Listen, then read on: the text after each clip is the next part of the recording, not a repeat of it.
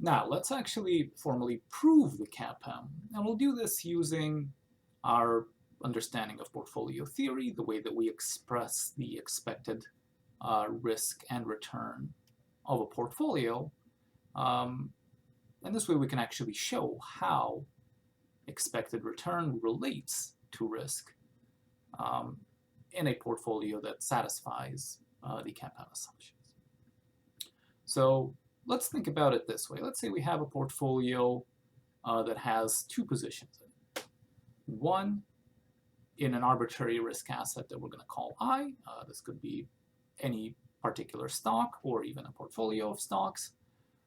Just one that is distinct from our second asset, which is the market portfolio. So one can be a portfolio of a few stocks or an individual stock. The other is the sort of portfolio theory diversified portfolio of all risk assets, or at least all stocks. And let's say that we assign a certain weighting to these.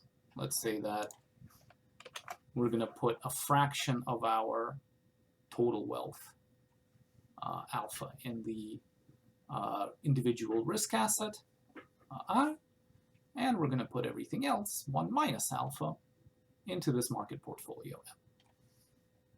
Now, if we do this, then of course we can, using our knowledge of portfolio theory, say what our expected return, denoted by the horizontal bar here as an expectations operator, of this portfolio, characterized by the fraction that we choose to invest in risk asset I as alpha, is actually going to be.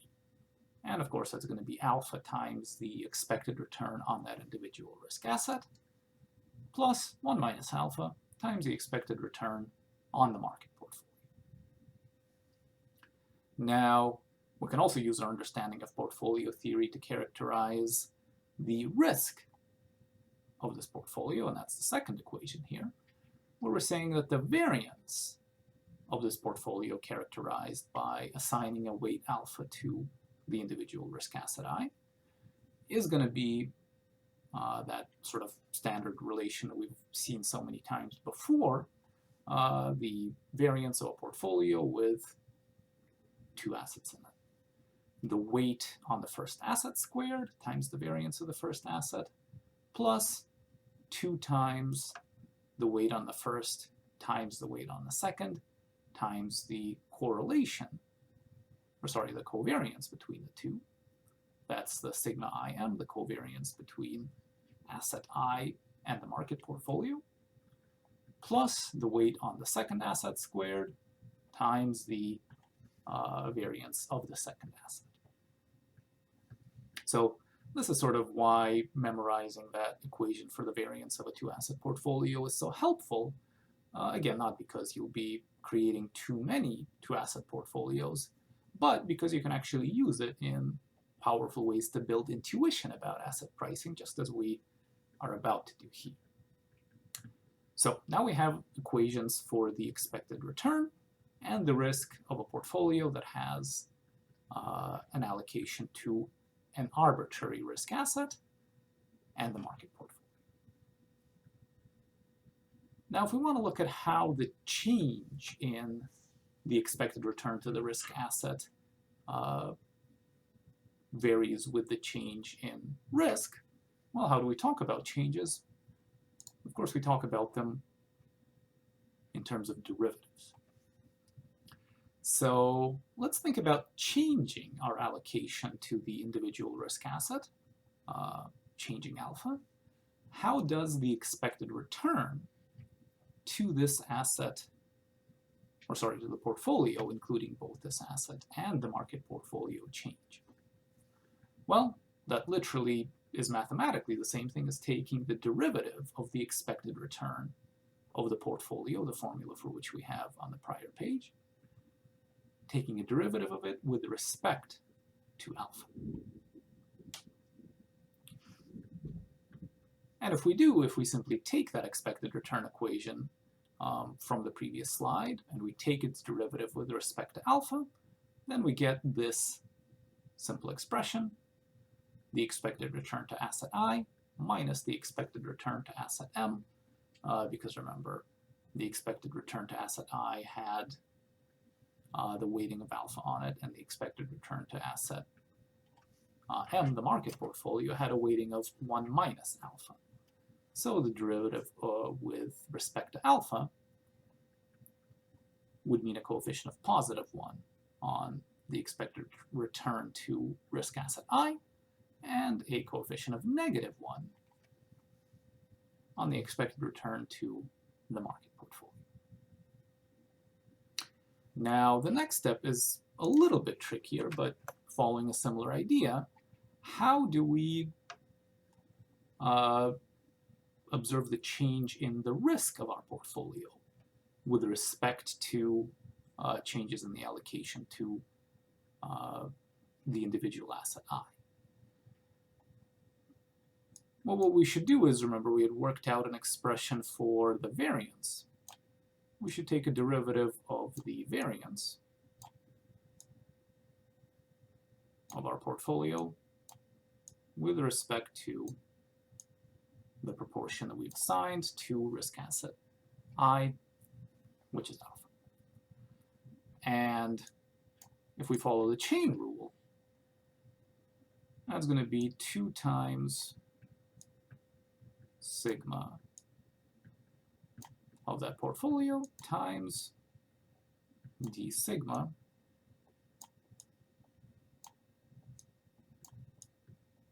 d alpha.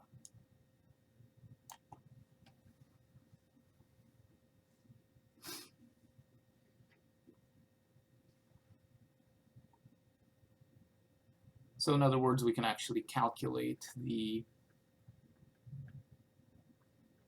can take the derivative of our variance of the portfolio also on the prior slide. And then if what we really want is we want this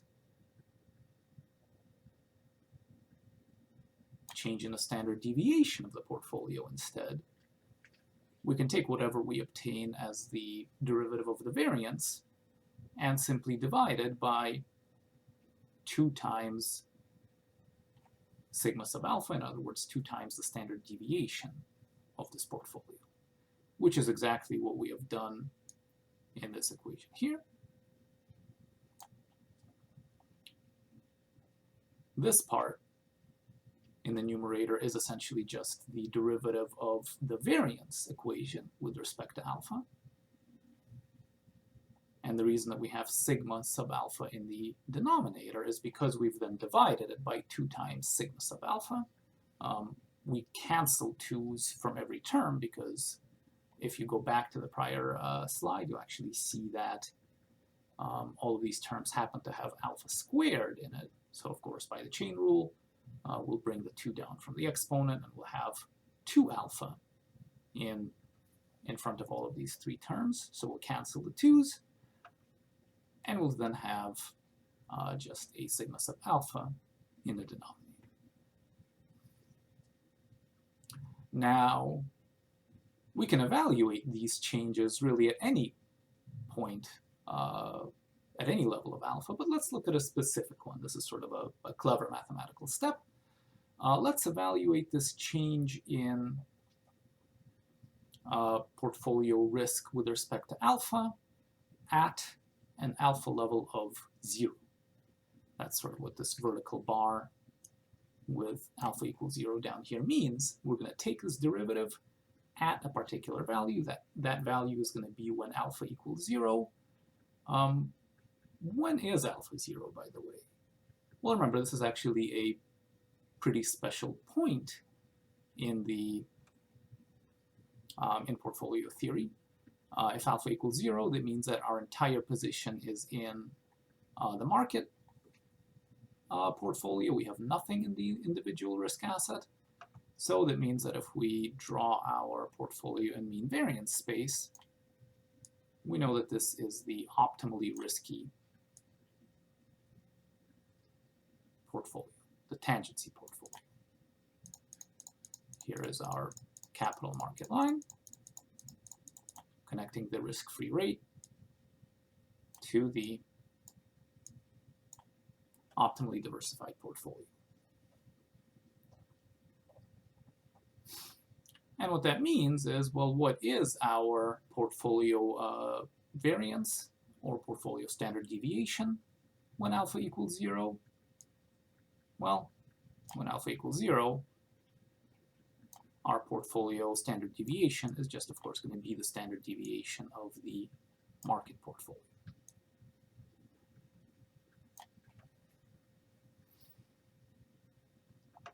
So if we take our numerator in this derivative of portfolio risk with respect to alpha, and we collect terms in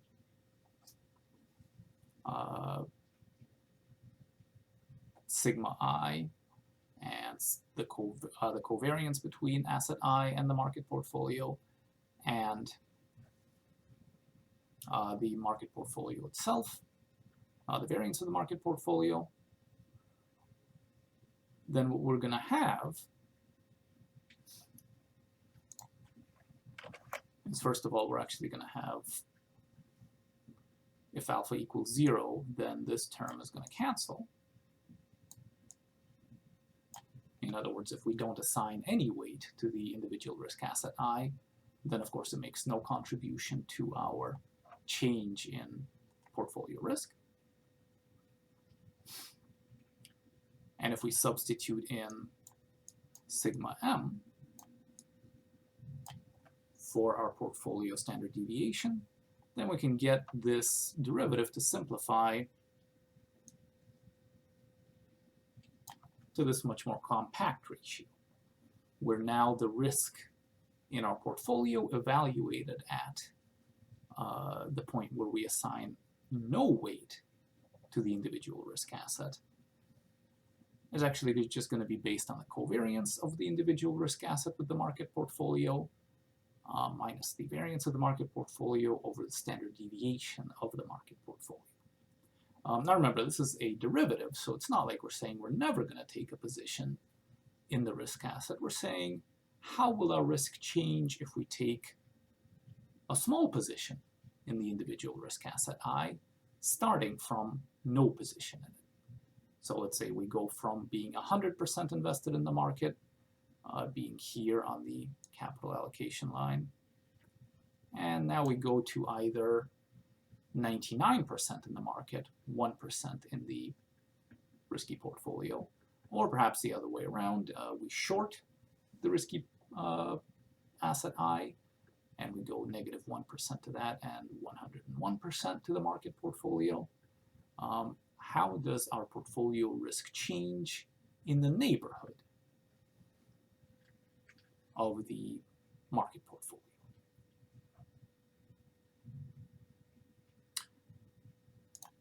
So now if we have those two expressions, the way that our risk, our expected return changes with respect to the allocation to the risky asset I, and the way that our portfolio risk changes with respect to allocation to asset I, we can then create another derivative out of those two, which is really the one that we're after all along, which is to say, how does our expected return change relative to the risk of the same portfolio that allocates weight alpha to risk asset I. And the reason we can do this is we can essentially say that the rate of change in the expected return to the portfolio relative to the change in the portfolio's risk is going to be the rate of change in the expected return of the portfolio with respect to the weight that we assign to the individual risk factor relative to the rate of change in the risk of the portfolio relative to the weight that we assign to that risk factor. In other words, if we change our weight to the individual risk asset, how does both our risk and return, or I should say expected return in the numerator, risk in the denominator, how does that fraction change? And again, let's specifically look at this since we get a substantial simplification in the rate of change, especially of portfolio risk with respect to the weight that we assign to the individual risk asset. Let's look at that and evaluate this derivative of the expected, of the rate of change in expected return with respect to portfolio risk. Evaluated at alpha equals 0, where we have assigned all of our portfolio wealth to the market portfolio. Well, then all we really need to do is just substitute in these two derivatives, the rate of change with respect to, of the expected return with respect to the weight in the risky asset, and the rate of change of the portfolio risk with respect to the risky asset. So the change in expected return relative to weight in the risky asset is this expression here that we derived on the preceding page. The expected return on the risky asset minus the expected return on the market asset. And the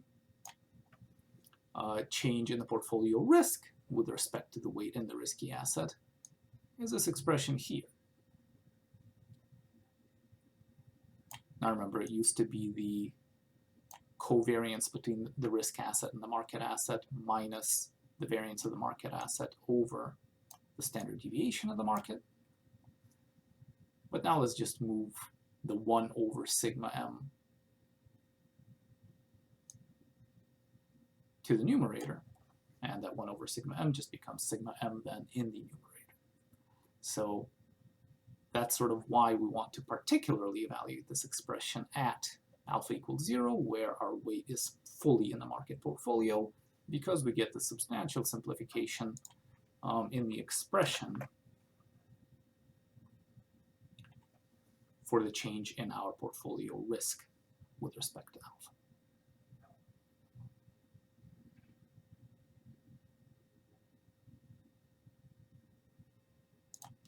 Now, what else do we know about the point where we are fully invested in the market portfolio, where our alpha equals 0? Well, remember again, this is the capital market line.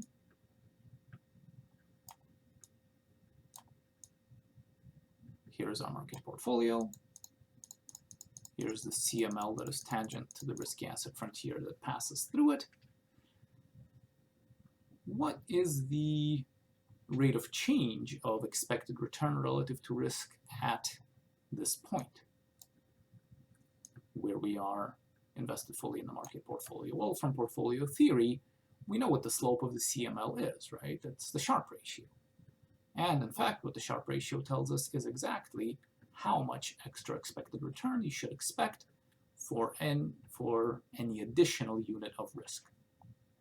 So the slope is equal to the Sharpe ratio of the market portfolio, that optimally diversified tangency portfolio on the frontier of risk assets. So then we can say that, well, the derivative of expected return relative to portfolio risk evaluated at the tangency portfolio, where we've assigned no weight to the individual risk asset and all weight to the market portfolio, and we've now derived a mathematical expression for it here. Well, we know what that must equal to. It must equal to the Sharpe ratio, which we also know the mathematical form for. So let's just set those two equal to each other, because we know according to portfolio theory, and therefore if we have assumed that our investors all follow those behavioral assumptions that lead them to construct their portfolios consistent with portfolio theory, such that there will be that one CML that everybody will actually then allocate their assets on. And if they hold a market portfolio, it will be that same market portfolio with that same Sharpe ratio. Well, then we know what the slope of that Sharpe ratio is, and that is this mathematical expression here. And then it's simply a matter of actually coming up with a very simple expression for this derivative, the rate of change in expected return with respect to risk, evaluated at a weight of 0 on the individual risk asset and full weight on the market portfolio. We can actually then solve for what the expected return to that individual risk asset should be by moving this expression, the covariance of the risk asset with the market minus the variance of the market, over to the right-hand side. So we'll multiply both sides by the covariance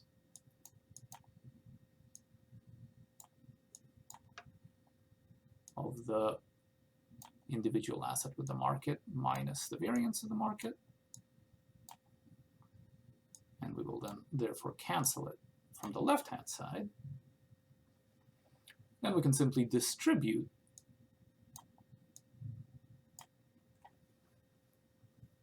the terms in this product in parentheses. And if we solve for the expected return to asset I, we get this expression then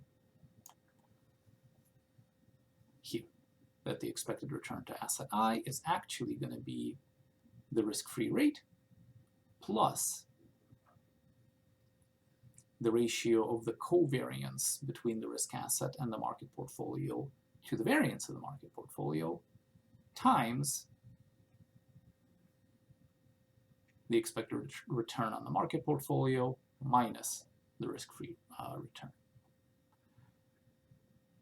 And then if we think about what this ratio here represents, the covariance of the individual asset with the market portfolio over the variance of the market portfolio, we actually know from our single index lecture that this is actually just the beta of that asset. So then that means that we've actually now proven that the expected return to asset I must have a linear relationship to the excess return or to the risk premium in the market, governed by the beta of that asset, which is the ratio of its covariance to the market relative to the variance of the market, plus the risk-free rate.